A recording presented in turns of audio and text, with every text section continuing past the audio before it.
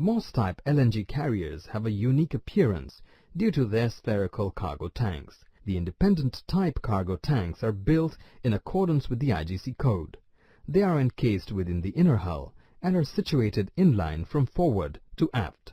The tanks are equipped to carry LNG at cryogenic temperatures and at a pressure that is marginally higher than atmospheric pressure. They are insulated to reduce cargo loss through natural boil-off. The materials used for the containment system are required to reduce the heat transfer from the hull structure to minimize the boil-off gas from the cargo, as well as to protect the hull structure from the effects of cryogenic temperature. There is no secondary barrier, as the tanks primarily, due to their spherical construction, have a high degree of safety against fracture or failure. The basis for the Type B philosophy is the leak before failure concept, which presumes that the primary barrier will fail progressively, not suddenly and catastrophically. In the exceptional case of a crack occurring in the tank, a small leakage of LNG within the insulation will be detected at an early stage by the carrier's comprehensive gas monitoring and leakage detection systems. The spherical steel cover protects the tank and its insulation.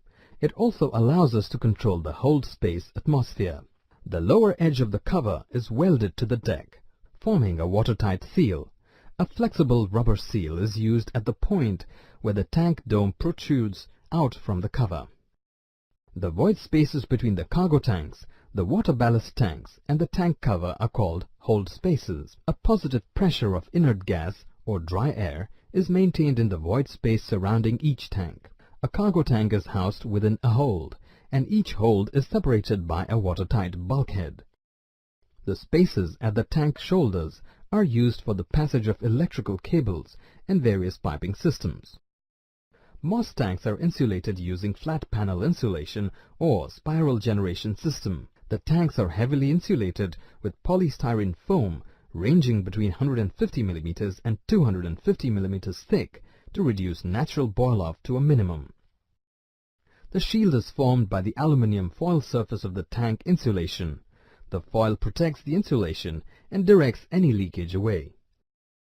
Liquid flow from the northern hemisphere collects in the drain channel, which is formed by the upper skirt ring stiffener and is directed to the leakage pipes located forward, aft, port and starboard of the tank. These pipes direct the liquid onto the void space deck and then to the drip pan. All drain pipes except one are fitted with gas-tight rupture discs designed to fail at cryogenic temperatures. They will rupture on contact with LNG. The leakage pipe without a disc has a gas detection sensor fitted to provide early warning of a possible leakage. A tray or pail is installed directly below the cargo tank. It functions as a leak protection system which can collect a small leak of liquid cargo in the catch basin on the double bottom. The basin is lined with polystyrene, which is coated with a protective cover of stainless steel. It is fitted with temperature sensors to detect the presence of LNG and an eductor system to allow for removal of the liquid. The port and starboard ballast tanks are separated by a pipe tunnel or pipe duct space extending the full length of the under-tank area.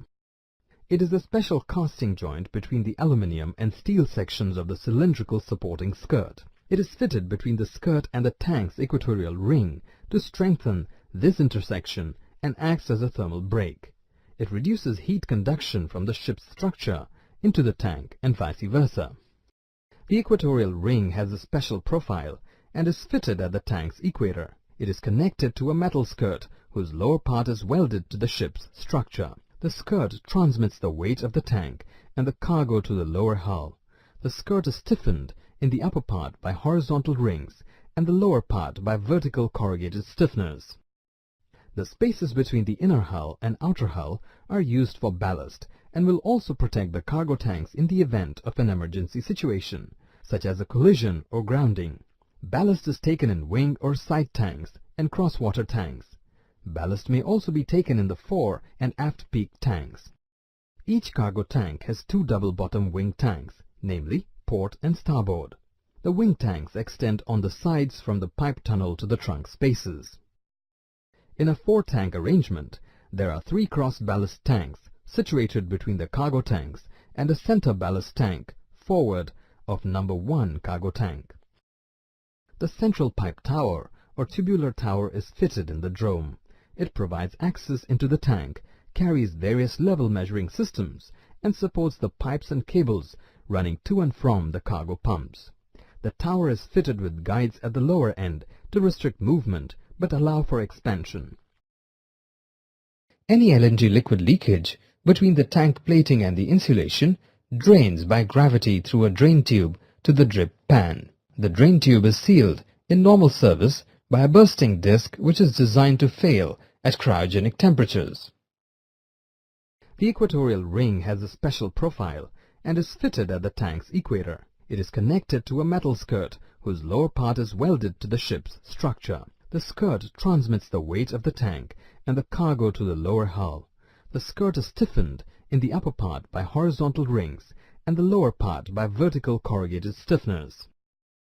Special transition joint is a special casting joint between the aluminum and steel sections of the cylindrical supporting skirt. It is fitted between the skirt and the tank's equatorial ring to strengthen this intersection and acts as a thermal brake. It reduces heat conduction from the ship's structure into the tank and vice versa.